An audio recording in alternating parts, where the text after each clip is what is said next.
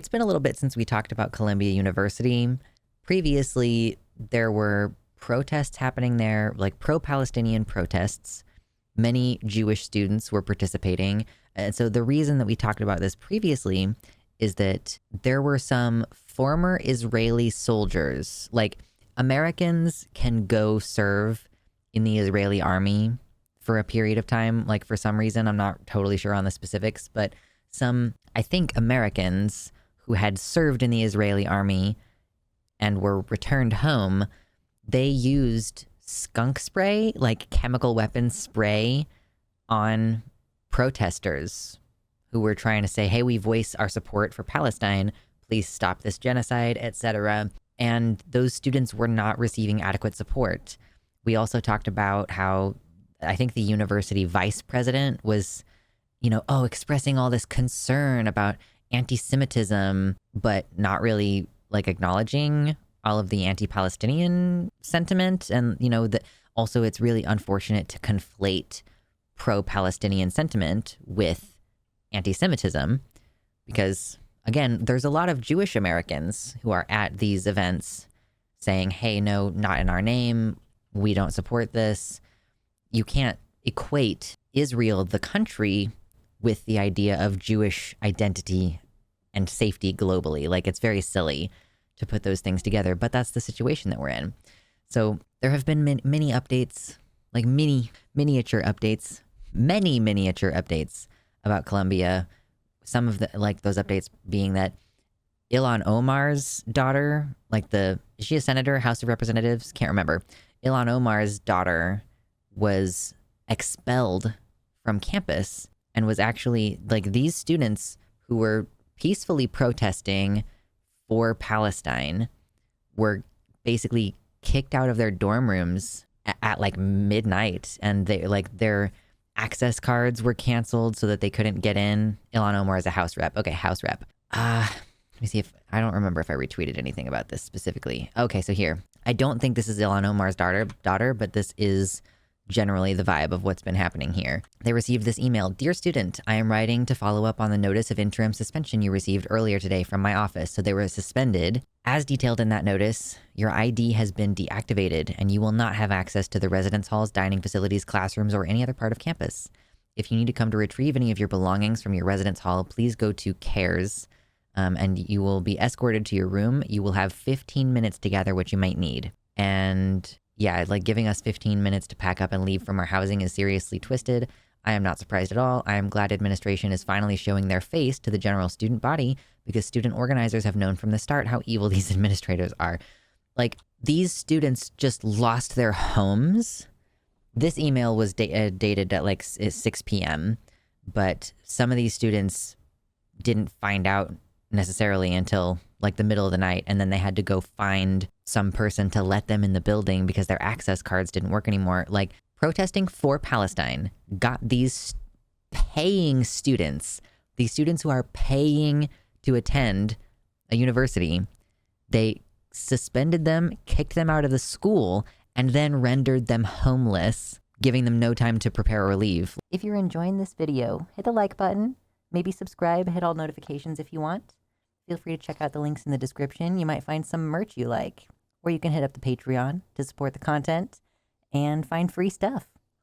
Of course, some of these students, just taking an average of students, some students have family to go back to, but other students don't. If you're living on campus, let's say, your family lives across the country, or maybe you don't even have parents, you're putting yourself through school. You're what are you meant to do? You're just going to couch surf until what? You find an apartment? What's going to happen to all the money you've already spent on that semester of class? Yeah, what if they were international students? Yeah, truly, the important thing is that we saved free speech on campus. But this isn't even the story today. The story today isn't even about this. The story today is about an increasingly militarized presence, like the NYPD showing up and arresting the legal observers at the Columbia University Paladine Solidarity encampment. This is expanded now, what these students are doing. Good to see them wearing masks. They've put up an encampment to make their statement in support of Palestine. So I guess technically, like, they're being arrested for having an encampment, which, of course, increasingly policing and villainizing homeless people, as per usual. Yes, I will get to that in a second, mama. Let me see, where am I going next with this? Okay, I didn't have anything else that I retweeted about this, but I'm sure I'll very easily be able to find stuff. This is, I will say, not only happening at Columbia University. I think what's happening at Columbia is getting the most attention right now. It's been an ongoing situation. Like, we've had, months of lead up into this, essentially. But we are also seeing at Texas University, they're sending in the National Guard, and Texas University students are confronting the National Guard. Can you, hold on. Remember the last time the National Guard was deployed? It's probably not the last time, but remember that one time that the National Guard was deployed to intervene with regards to a protest at a school?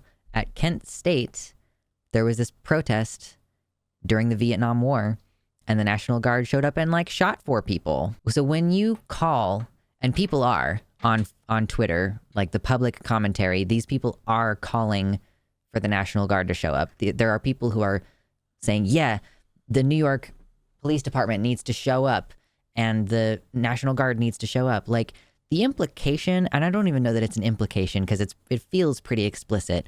In America, if you sick the cops on someone, or if you sick the National Guard on someone, they are going to use violence. Like, that's their job. It's the main thing that they're trained to do. Yeah, we despise cop collars. Like, yeah, I agree. As far as I'm concerned, that's an attempted murder. So there's an increasing militarized presence at these pro-Palestine protests on college campuses, where things are getting increasingly heated and arrests are being made. Like, students are being arrested, suspended from school because they're standing in solidarity with Palestine. Like, of course, there are probably individuals acting inappropriately. Like, it's a huge group of people. I'm sure occasionally you could technically nail someone for actually doing something they should not have been doing.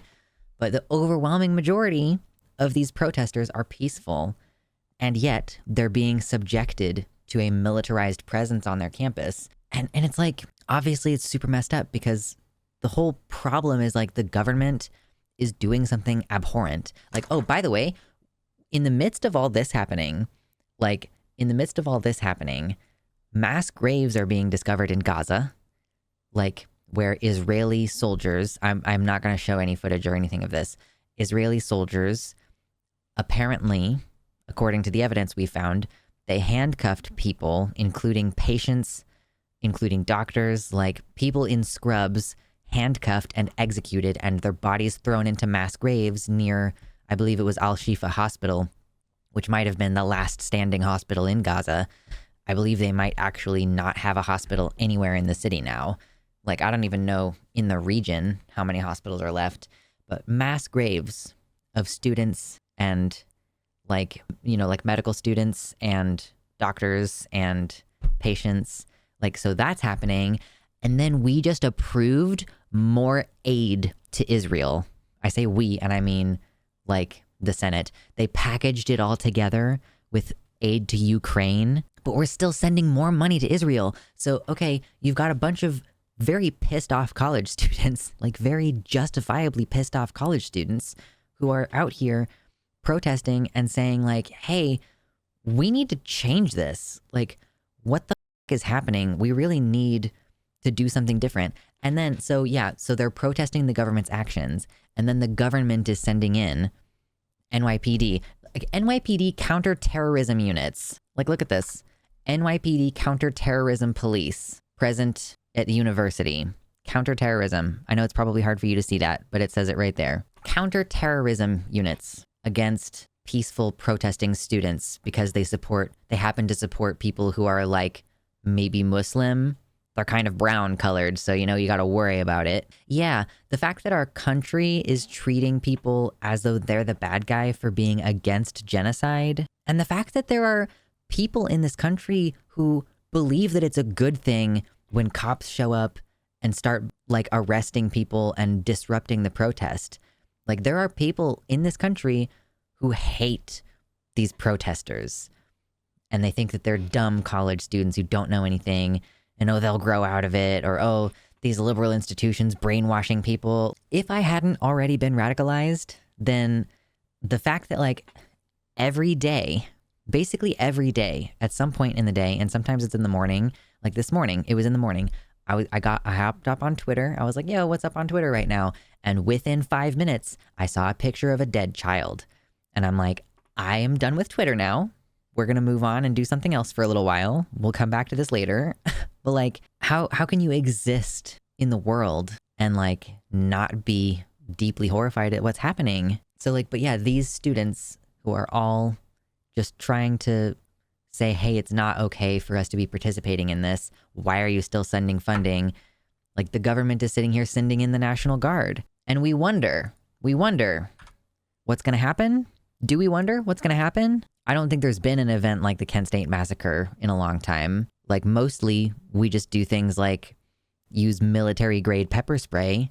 Remember that classic? Hold on. Come on. Oh, why is that so tiny? Stop being so tiny. Do you remember this one, y'all? Remember this one? Like modern tactics seem to be, yeah, I'm just going to directly like bear spray you right in the face as you're kneeling on the sidewalk. Protests can be peaceful, not when the cops show up. When the cops show up to a protest, they riot. It's called a police riot. When people are peacefully protesting and cops start instigating violence, start paying attention. When you're watching videos, there's this one thread, I would have to pull it up, I would have to dig for it now. There was a thread that I kept retweeting constantly for like years from the George Floyd protests, where it was just literally hundreds of videos of examples of across this nation, protests in practically every state where police were instigating violence against protesters, police riots nationwide. Yeah, the pepper spray that they use causes respiratory issues. Obviously not great. There is no military grade pepper spray because it's illegal to use it in war. But there is, like, it's part of the problem, in fact, that like it is considered illegal to use military grade pepper spray in war, but it isn't illegal to use pepper spray on your own citizens. Like the kind of, I think it's called, is it called mace properly when it's that? Because the stuff that they spray at people at protests, it causes like reproductive harm. There are guys, I've known trans guys on testosterone who haven't had a period in years, who after they got gassed at a protest ended up having a period.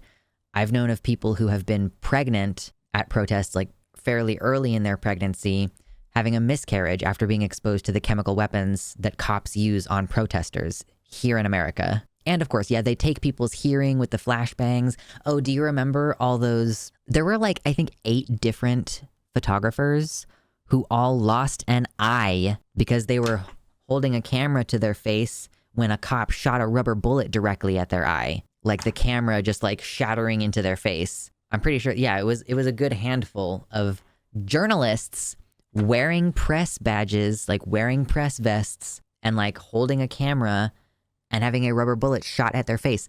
Rubber bullets are considered less lethal.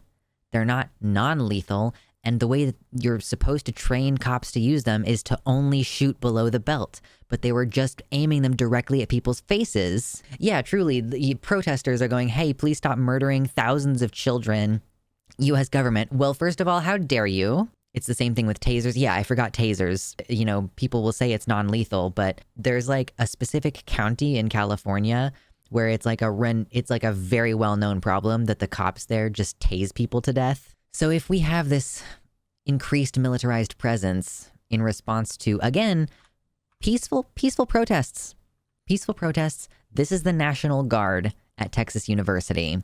The New York Police Department's counterterrorism unit has shown up. I think it's at Columbia University in New York, I think. So I frankly, I think it's a matter of time before a cop kills a student, frankly. And I don't know what's going to happen after that. Like, it's a wild, wild world here. But did you consider that this is actually the fault of TikTok? Good thing the Senate just passed the TikTok ban. You know, we're using our resources so smartly. The U.S. government, it's got its priorities exactly in order. It knows exactly what to do. And you know, they've got all their bases covered. Don't even worry about it.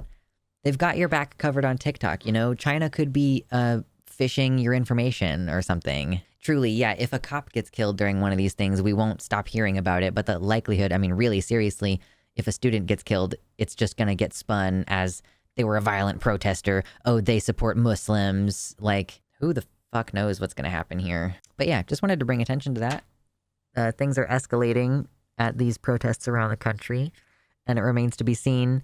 I frankly, I do think that this might catch on and more protests might catch on because, you know, George Floyd was such a moving case for us, and like so many people got involved, and I think people have had enough time to kind of rest and recuperate from that, maybe to be prepared to do another round of mass protesting. And it's so egregious. Like the videos and the photos that we're seeing out of Gaza are so egregious. Just like the kneeling on the dude's neck for 9 minutes was egregious. Like if you see it, any person in good conscience could not remain silent. And like, so I have massive respect for these students who are showing up in the face of militarized opposition to protest against their government murdering children. Ashley Babbitt, is that the one like woman who died during the January 6th insurrection? So the same people who stand Ashley Babbitt for getting killed trying to overthrow the government would come back and be all, ooh, we're the party of law and order if a pro-Palestine protester was killed by an unprovoked cop. Yeah, like, oh, well, you shouldn't have broken the law. Oh, well, you should have not been protesting. Like, because ultimately that is kind of the direction that we're trending, is popular opinion. They're trying to sway popular opinion against protesters and to say, you should never do these protests, or protests should always be ignorable or something. And like they do gradually want to chip away at our right. We didn't really talk about it on this show because I was like, what the hell can you say about this other than it's awful? But in several states, they have now made it to where the organizers of a protest can be charged with a crime or a huge fine or something if anyone who's a member of the protest does something illegal. So they're just basically creating a bunch of more obstacles.